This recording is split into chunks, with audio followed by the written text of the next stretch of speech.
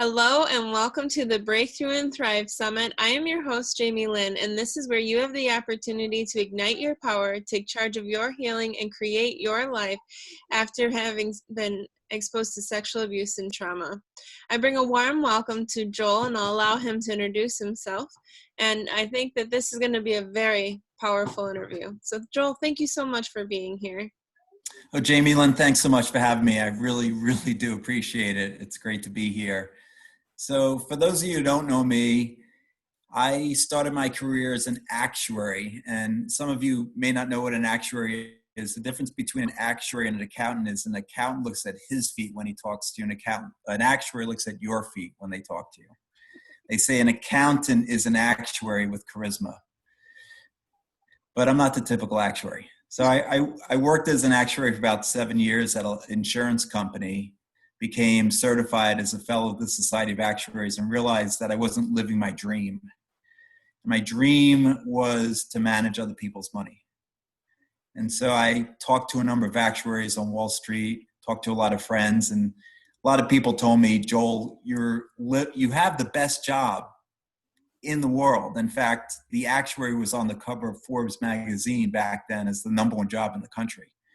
But my dream was to be a money manager. And so finally I found a guy who gave me some advice, and I followed most of that advice, took some shortcuts, but it still took me 15 years to get to be living my dream. So in 2008, I achieved that dream of managing other people's money at Citigroup. I was working at Citigroup in 2008, and some of you may remember 2008 was not the best year in the stock market.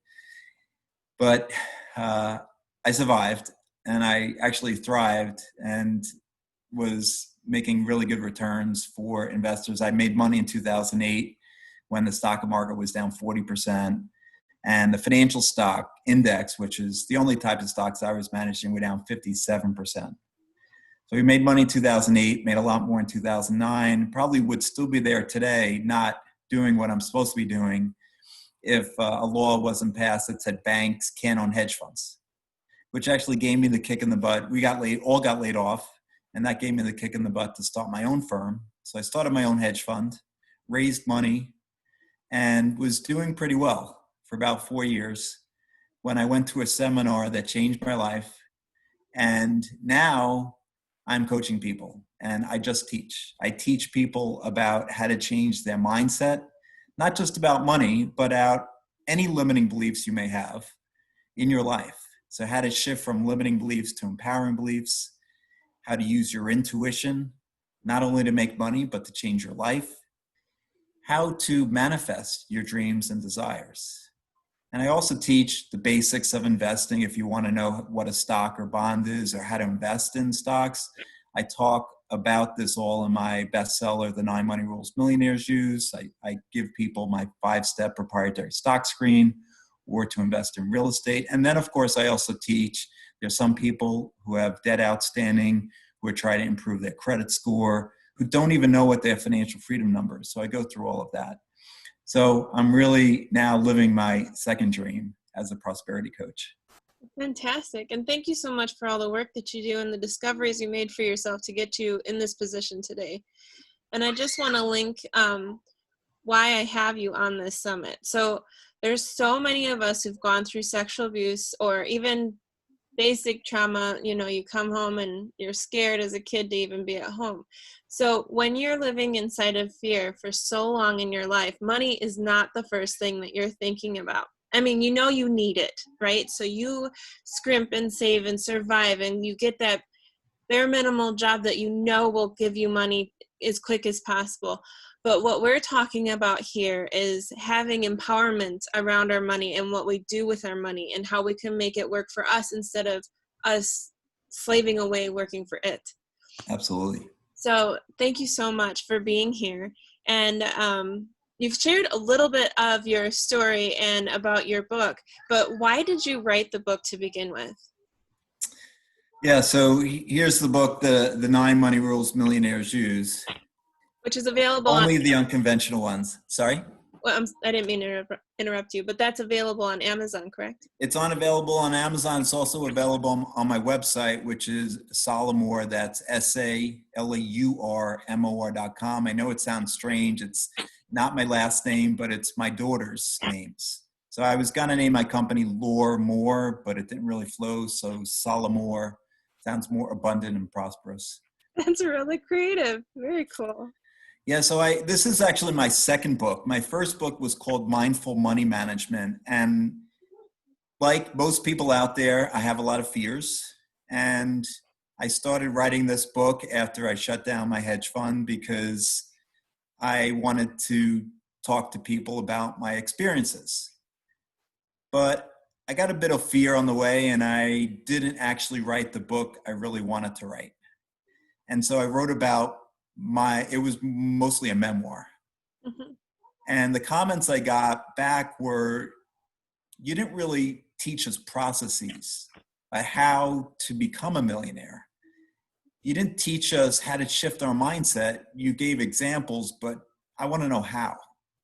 And so this book is the book I was supposed to write, that I overcame my fear to put myself out there to tell my stories that some people may not approve of. Mm-hmm. But I wanted to teach people that I'm just like everybody else. And I've had many fears that I've had to overcome. In fact, chapter 3 in the 9 Money Rules is choose faith over fear. Wonderful. And I went through a lot of the different experiences I had to overcome. I have actually had a very big fear of people in my life. And I've had fear of dogs. And I've had a lot of other fears that have nothing to do with money.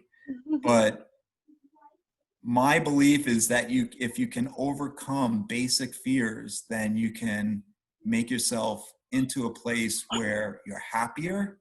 And rule number 3 is be happy. Mm-hmm. And you can have a more abundant and prosperous life when you're joyous and happy and feeling more positive about your experiences in life. So that's the reason I wrote the book. I wanted to share my experiences and give people a roadmap from where they are to an abundant and prosperous life, and for them to know that they were born to thrive, not just survive. That's wonderful. And to relate that to our conversation we're having, awakening your voice, so many of us who've been sexually abused fear to even share our stories with our partners. And I love how you said, even when you work on the basic fears, let's say the fear of dogs or the fear of heights or something, then you can build yourself up to the bigger ones, being able to release them and share them with people. So, absolutely. I talk about baby steps. Yeah. So I take small baby steps, and if I can overcome this small little fear, then I can start working on my bigger fears. And everyone has fears, right? I don't think anyone goes throughout life and is absolutely faithful about everything in their life. So I think that's a really important grounding chapter. Rule number 1 is actually when you believe. And belief is so critical in all aspects of your life, because you can go around, and this is what I did, and this is why I had a big fear of people, is I believed that everyone was out to get me, that people were mean and angry and not good souls. Mm-hmm. Because growing up, my parents' house got robbed twice. Oh, wow. First time when I was 12 on July 4th, and the second time I actually walked in on the robbers. I used to go home for lunch, and I was 16 years old, and I walked in on 2 men robbing our house. So imagine that created a belief in me that, and other things as well. I talk other stories that happened to me growing up that created a belief that most people were out to get me, that people were mean and evil. And if you assume that, law of attraction says that's what you get in your life. So I created that. And so I started not that long ago, believe it or not, in the last 10 or 15 years, shifting that limiting belief to an empowering belief. People are supportive. People are out there to help you. Most people I found now in the last 10 to 15 years have supported me in my dreams and desires. And if you shift that mindset from fear to faith and to believe in in your dreams and desires, in believing that there is help out there for you, there will be help out there for you. It's like it falls in your lap sometimes. Absolutely. And that, and here it is. I talk a lot about Abraham Hicks, and I listen to Abraham a lot every morning when I go on my jog. And Abraham was talking, and this morning I listen to a podcast every morning when I jog, and Abraham was talking about efforting versus allowing. And I found in my life, believe it or not, that I worked really, really hard. In 2008, my first job where I got paid for performance. If I did well as a money manager, I got paid almost an infinite amount of money. And if I did poorly, well, I'd lose my job. Yeah. So it was the first year I got paid for performance, and my belief, and this is what I was taught growing up, and I'm pretty sure everyone out there has been taught this. You have to work hard to be rich and successful. And that's just a limiting belief. Yeah. Because working 2, 3, 4, 5 jobs sometimes is not going to make you rich and successful. In fact, in 2008, I slaved away. I said, I now have everything in my control. So I'm managing money, and they're paying me a percentage of what I earn for the company. I'll work really hard. I work 75 hours a week, because if I work hard, I'll be successful. And what happened? 2008 happened. And I barely made any money, and I barely got a bonus, and I barely stayed alive. I realized if I worked that hard for another year or two, I wouldn't be around to see my kids grow up.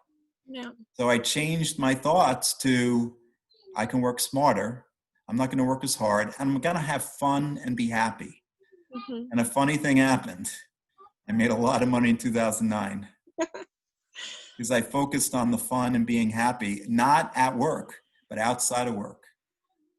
Well, gratitude is a huge part of that. And then you're discussing about how to look at a goal, like see it already achieved. So, I mean, we kind of gone over that, but can you just tell us a little bit more of like why that's so important to already see the goal achieved? Yeah, this is probably a combination of a couple of rules, but rule number 4 is visualizing. And there's a specific process you can do to visualize. It's basically daydreaming on purpose. Yeah.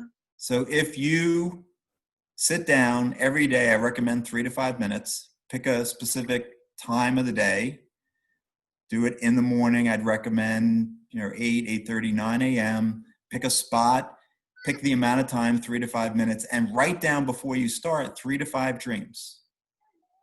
And when you close your eyes and start daydreaming, be as specific as you can in your mind, the place, how you feel. The most important step is to, Wayne Dyer said in his bestseller, Wishes Fulfilled, make your future dream a present reality by assuming the feeling of the wish fulfilled. So if you can feel the feeling now before it actually happens, the universe doesn't really know the difference between the subconscious, you're feeling the feeling now, and it actually happening in reality. It's going to come really quick. And I found when I've gotten to that state of mind and that feeling place, and then if I could actually picture myself in the visualization, which for me is pretty difficult, but some people can do it, then it comes really quick. And I've manifested crazy, amazing things in the last few years just because I've sat down and daydreamed on purpose for 5 minutes. So find the 5 minutes. If you brush your teeth every day, there's 2 minutes. Spend that time while you're brushing your teeth, you can daydream on purpose or visualize. I gotta tell you that I have been doing that step most of my life. And that's what got me through the sexual abuse in such a powerful way, because I felt Source telling me, don't worry, it's coming. I mean, I couldn't be married at 8 years old and have my 2 girls, right? That's just doesn't make sense. Right. But then I felt the question, when do you want to meet this guy? And I was like, when I'm 15. I just thought that was a cool number. He showed up when I was 15. Wow. We were together long distance for 2 years. He supported me through everything. I invited him to court. He said no, I didn't blame him. We were really, really fresh at that point. But anything else, he was there. And I knew I was going to marry him. He didn't know that. Awesome. We got married and we had our first kid. And I remembered I asked for a second kid. And 5 years later, just as I wanted, 5-year gap, I was pregnant. And it was just absolutely, sorry about this. It was absolutely amazing to see what I had daydreamed for so long. I talked to my kids when I was 10 years old. You know, mommy's going through a hard time, but I will have you, I promise. You know, like whatever it is that you have to do to see yourself there and put yourself, you know, if it's a house, talk to your house. Tell your house to find you. Tell your house you're going to make it beautiful. You know, and then it happens. So, Yeah, vision boards are also really powerful. And I started teaching vision boarding a couple of years ago. But I actually have 3 vision boards in my bedroom, and it's just all about creating that space so that you know it's going to come and believing in it. And you don't have to even ever look at the vision board again, because it's in your subconscious as you walk by. You know, I have them in my bedroom. I may not ever look at them, but I've had travel to Bangkok last year and Hawaii a couple of years ago and Alaska. And these things just like, you couldn't have predicted exactly how they were going to come about, but they did. So putting it out there is so powerful. And what I think a lot of people manifesting, I say on my website, manifesting gets a bad rap, you know, that word. Yeah. But what you don't have to spend day after day, week after week, year after year thinking about it all day, every day. That's a misconception. Mm-hmm. The universe hears you, right? You don't have to do it for day after day, week after week, month after month, year after year. Your dreams and desires are coming to you. See, that's the trick though. The universe is always listening. So you're designating these 3 minutes to yourself. That's you doing it, like you said, on purpose. But throughout your day, if you are constantly talking about how crappy your life is, you're going to get more crap in your life. If throughout the day, you're grateful for the fact that you have all these dishes in your kitchen because you were able to feed your family with this delicious food instead of complaining about the dishes you have to do, you're going to get more awesome food. Right. And you don't have to worry about the why or how you're going to get it. Right. It's going to be there so long as you're calling for it. Absolutely. Sorry to interrupt. That is the most important part, is not focusing on the how or why. One of my mentors, Mike Dooley, who's, if you don't know, he wrote a New York Times bestseller called Infinite Possibilities. And he sends out a note to the universe that goes out to 850,000 people globally every day. You know him? Yeah. He's actually on the cover here of, you'll see right there, Mike Dooley. Cool. So he actually did a testimonial for both of my books. But he says, don't get bogged down in the cursed house. The cursed house, right? That's really critical. You don't need to know how it's going to come. Just focus on the end result. And that generally is really powerful to do. Instead of focusing on how am I going to get the money for my dream car, visualize yourself driving your dream car. Yeah. Don't think about how to get the money for that dream vacation. Just picture yourself on the island of Maldives, scuba diving. Yeah. And enjoying the feeling of it. So most people get bogged down in those hows, like how's it? You don't have to know how. It'll come in magical ways that you couldn't have ever dreamed of. And so that's what's really, I just learned this 4 or 5 years ago, and then things really started coming quickly. But I manifested a lot of money in 2009, not knowing any of this stuff, just because I had this dream. I had the belief, which is rule number one, and I had the desire. Yeah. No one talks about having a high level of belief. You may want something, but you're calling BS on yourself every day when you say it. So that's why rule number one is when you believe, because I'd recommend writing down on a scale of 1 to 10. I'm a numbers guy, I'm a math guy, as you can tell, and everything is all about, for me, numbers. So write down from 1 to 10 what your belief level is, where 10 is absolute faith, a knowing it's going to happen, and 1 is massive doubt, there's no way it's going to happen. And do that for all your dreams and desires. You could even do it for stocks or investments. I tell my clients to do it for investments. Write down your belief level, because if you're massive doubt, you're going to be selling when you should be buying and buying when you should be selling. But you have absolute faith, you're going to just make the right decisions in all aspects of your life. And it's going to come really quick. So write down your level of belief in all your dreams and desires. I think the more you know your thought, and the more you know what it is that you're doing and causing it on purpose, the more, not predictable, but safe you can feel. Yep. We don't really need predictability. We don't need to know that paycheck's coming every Friday. What we need to know is that we know ourselves and we know we are safe. And you put that in. Absolutely. So uncertainty can actually be a positive. Yeah. And we're living in a very uncertain world right now, but I will tell you, there are incredible lucrative opportunities every single day if you're just open to them.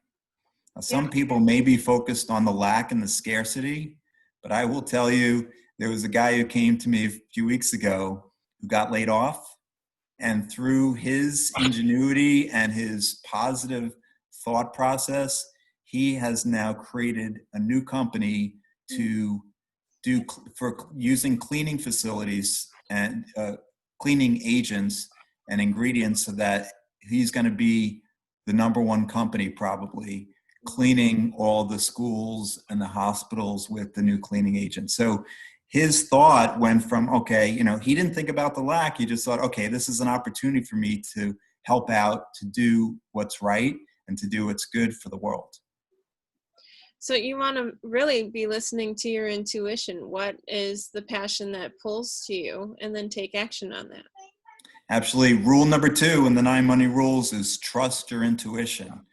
And I will tell you, this is not what a financial planner or financial advisor will ever tell you. Right. I will tell you, as a former hedge fund manager, that if I didn't trust my intuition, I either made less money or I lost money. Okay, so you've mentioned twice former hedge fund. Why did you get rid of it? And what is it? Great. Yeah, 2 great questions. So a hedge fund is basically a vehicle in which you manage other people's money, and it is for accredited investors, so they have to have a certain amount of money, and they have to be making a certain amount of money each year. So it's usually high net worth individuals and then companies. So that's what I was doing. I was managing money for high net worth individuals and companies. And my hedge fund, there's all different types of hedge funds, but I was a stock hedge fund, and I was betting some stocks were going to go up and other stocks were going to go down, so that if the market went down a lot, I could still make money. And that's what happened in 2008, and it happened in certain months as well. So why did I shut it down? Great question. So in December 2015, I went to this personal development course, and 2 things happened at that course that changed my life. One was we had a guest speaker speaking about stocks and stock options. And when he started speaking about stock options in particular, he made it sound like it was a get-rich-quick scheme. You don't need much time. You don't need much money. This is how the rich people get rich, and options are essentially riskless. I was sick to my stomach. There were 200 people in the room, and this was day 2 of the conference. They were tapping me on the shoulder. They were whispering in my ear, Joel, does this make sense? So we went outside of the auditorium after he was done, and I said, please don't do this. He has no idea about your assets or earnings or cash flow. And most importantly, he has no idea about your beliefs that you can make money in stock options. And the second thing that happened at that course was we were given a wooden board this thick, about 2 inches, and we were told we were going to break it with our bare hand. Have you done that, JamieLynn? No, never. So I hadn't either. 200 people in the room, a lot of fear. Yeah. We had to fill out permission slips listing our next of kin. Oh my Just kidding. God. But we did have to fill out permission slips. So the exercise was called Obstacles or Illusions. And on one side, we had to write our biggest obstacle. And then on the other side in green, we wrote our ultimate goal. So I wrote in red, my biggest obstacle was raising enough money for my hedge fund for it to be a long-term viable business. And on the other side, I wrote my ultimate goal, helping everybody in this room become financially free. And then I broke the board. And I went home that night, With your and I hand? couldn't say? With your hand? With my hand, like everybody else did. And I couldn't sleep. It was like 3 o'clock in the morning, tossing and turning. The wooden board, well, half the wooden board was staring back at me, making everybody in this room financially free. And then I was thinking, if I could ever get up the courage to speak in front of 200 people, I could be authentic. I could do a better job than this guy was doing, who was misleading and some may say lying to these people. Now, at the time, my biggest fear in life was public speaking. So I've now overcome that fear. But I kept on thinking, I can't sleep. My ultimate goal is helping everybody in this room become financially free. Mm-hmm. And finally it hit me. So I went into my office, 54th and 6th in Manhattan, and I sent an email to my investors telling them I'm shutting down my fund. I'm giving them their money back because I figured out my true purpose on earth.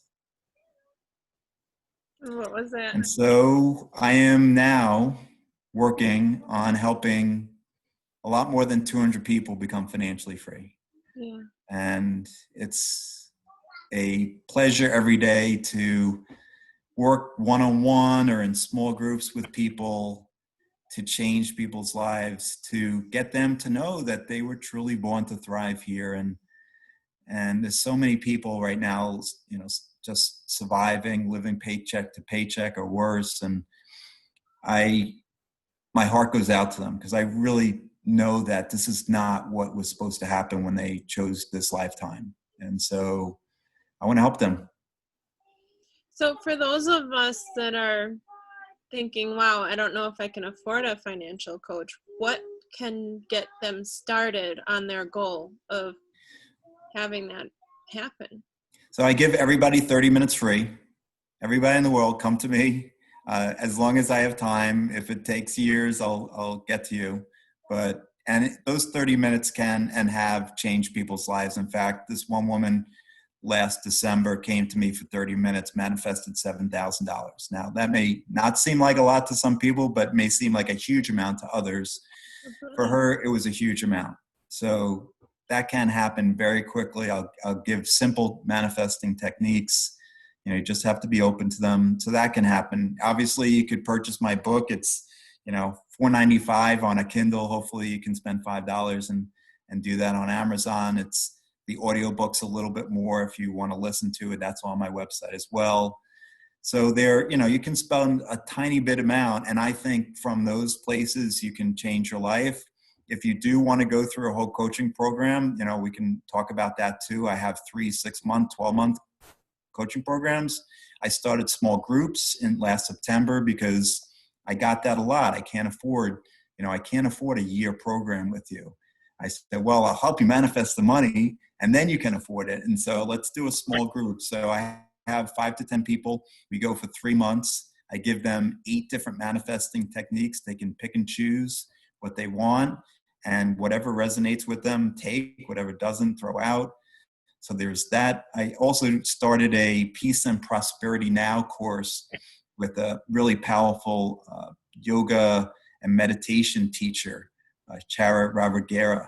And she and I do this weekly course. It's a 9-week course based on my 9 Money Rules book, and it's $29 a week.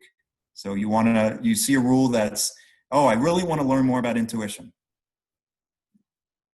Go for it. If you want to learn more about budgeting, and now budgeting may sound like a terrible word, but that's rule number 7. And I will tell you, more than 80% of millionaires budget. You want to be like a millionaire, budget. You know, I gotta share with that. My husband and I were in such horrible financial state, and I was pregnant at the time, so of course the hormones did not help me with the panic.